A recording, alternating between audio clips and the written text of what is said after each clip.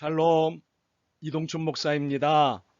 오늘도 여러분의 삶이 주님의 평안으로 가득하시길 기원하며 하나님의 말씀을 나누겠습니다. 빌립보서 2장 5절로 8절의 말씀이 오늘 본문의 말씀입니다. 너희 안에 이 마음을 품으라. 곧 그리스도 예수의 마음이니 그는 근본 하나님의 본체시나 하나님과 동등됨을 취할 것으로 여기지 아니하시고 오히려 자기를 비워 종의 형체를 가지사 사람들과 같이 되셨고 사람의 모양으로 나타나사 자기를 낮추시고 죽기까지 복종하셨으니 곧 십자가의 죽으심이라. 아멘. 빌립보서 2장 5절에서 8절 말씀으로 우리는 8절까지 9절부터는 하나님의 영역이라는 제목으로 말씀을 나누겠습니다. 오늘날 심리 상담가들이 강조하며 권장하는 삶의 태도가 있습니다. 자신감 그리고 자존감입니다.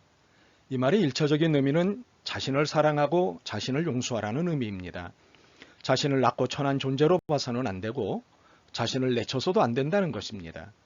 이 말의 또 다른 의미는 누구 앞에서든 당당하라는 것입니다. 어떤 일이든 당당하게 맞서라는 것입니다. 이렇게 현대사회는 자기중심적 당당함을 요구합니다. 여러분도 경험하셨겠지만 당당한 사람은 참 멋있습니다. 자신을 사랑하고 용서할 줄 아는 사람은 참 아름답습니다. 자신을 존귀하게 여기는 사람은 참 사랑스럽습니다. 그런데 이 멋있고 아름답고 사랑스러운 자신감과 자존감이 더 이상 멋있고 아름답고 사랑스럽지 않게 될 때가 있습니다. 언제냐 하면 겸손을 갖추고 있지 않을 때입니다. 겸손이 빠진 자신감과 자존감은 더 이상 멋있지 않습니다. 아름답지도 않고 사랑스럽지도 않습니다. 그 이유가 무엇일까요? 겸손이 무엇이기에 이렇게 되는 것일까요? 오늘 본문에 답이 있습니다. 본문으로 진리 여행을 떠나겠습니다. 바울은 우리 안에 품어야 할 마음을 설명합니다. 5절 너희 안에 이 마음을 품으라 곧 그리스도 예수의 마음이니. 이 말씀이 지극히 당연한 것은 그리스도인이라면 당연히 품어야 할 마음이기 때문입니다. 믿고 따른다는 것은 신앙의 대상을 마음에 품는다는 것을 의미합니다. 그러므로 그리스도인이 그리스도를 품고 그리스도의 마음을 품는다는 것은 당연합니다. 그런데 우리의 관심이 이 당연한 것에만 머물러서는 안 된다는 사실입니다. 우리의 관심은 우리가 품어야 할 그리스도, 그분의 마음은 어떤 마음이냐로 확장되고 집중되어야 합니다. 바울은 6절에서 8절에 이를 상세히 기술하고 있습니다. 그는 근본 하나님의 본체시나 하나님과 동등됨을 취할 것으로 여기지 아니하시고 오히려 자기를 비워 종의 형체를 가지사 사람들과 같이 되셨고 사람의 모양으로 나타나사 자기를 낮추시고 죽기까지 복종하셨으니 곧 십자가의 죽으심이라. 우리는 6절에서 8절에 소개된 그리스도의 태도에서 세 가지 면을 주목하게 됩니다. 비움, 낮춤, 복종입니다. 하나님이시나 하나님과 동등함을 취하지 않으시고 대신 취하신 태도가 비움, 낮춤, 복종이셨습니다. 우리는 이때부터 일대 충격을 받게 됩니다. 하나님이신데 어떻게 이렇게 하실 수 있을까? 자신감과 자존감을 학습받은 우리로서는 그리스도의 이러한 태도가 정말 충격적입니다. 그리고 이어 두려움이 생깁니다. 그리스도의 마음이 이러한 비움, 낮춤, 복종의 태도를 말하는 것이기 때문입니다. 그리스도의 마음을 품으라는 것은 그리스도의 태도를 살라는 말씀인데 우리는 그동안 달리 살고 있었기 때문입니다. 무엇보다도 자신감과 자존감이 말하는 체험과 존중과 당당함은 비움과 낮춤과 복종과는 다른 개념으로 이해하며 살고 있었기 때문입니다. 그런데 이것들이 과연 다른 개념일까요? 우리가 오해하고 있는 것은 없을까요? 이해를 위해 비움과 낮춤과 복종 이 세 개념을 살펴보겠습니다. 비움이라는 것은 속에 있는 것을 다 꺼내 속이 비워진 상태를 의미합니다. 본문의 분위기에 의하면 동등하게 되고자 하는 마음, 다른 말로는 지위에 대한 욕망을 비워낸 것입니다. 일종의 지위 확보에 의한 명예욕 같은 것을 비워낸 것입니다.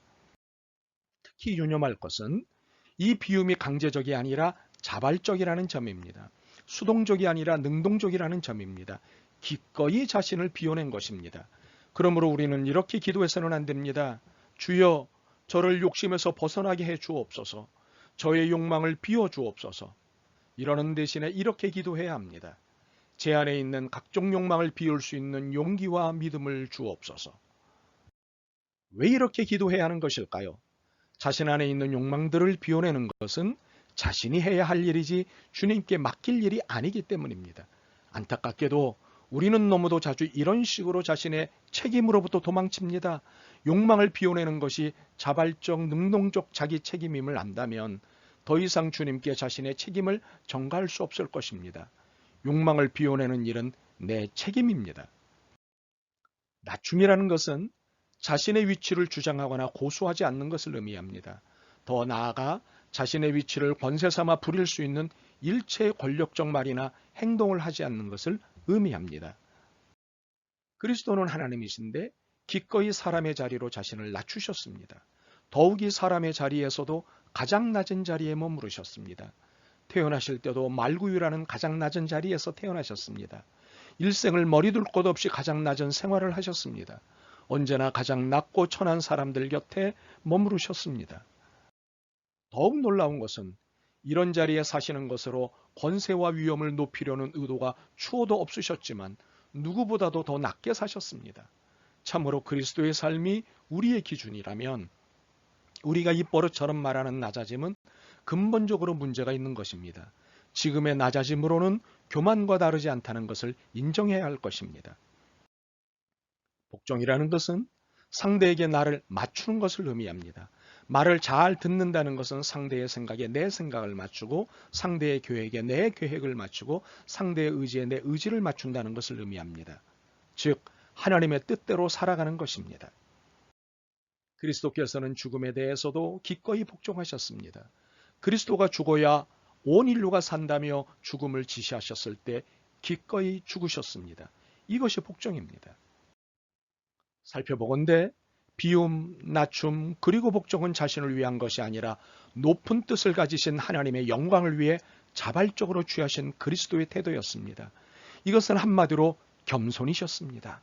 남을 존중하고 자신을 낮추는 태도를 겸손이라고 하기에 비움과 낮춤과 복종은 겸손입니다. 바로 여기까지가 우리들이 애써 살아내야 하는 삶입니다. 비움과 낮춤과 복종이라는 겸손의 삶을 힘겹지만 살아내야 합니다. 주님이 대신 해주실 삶이 아닙니다. 전적으로 내 책임입니다.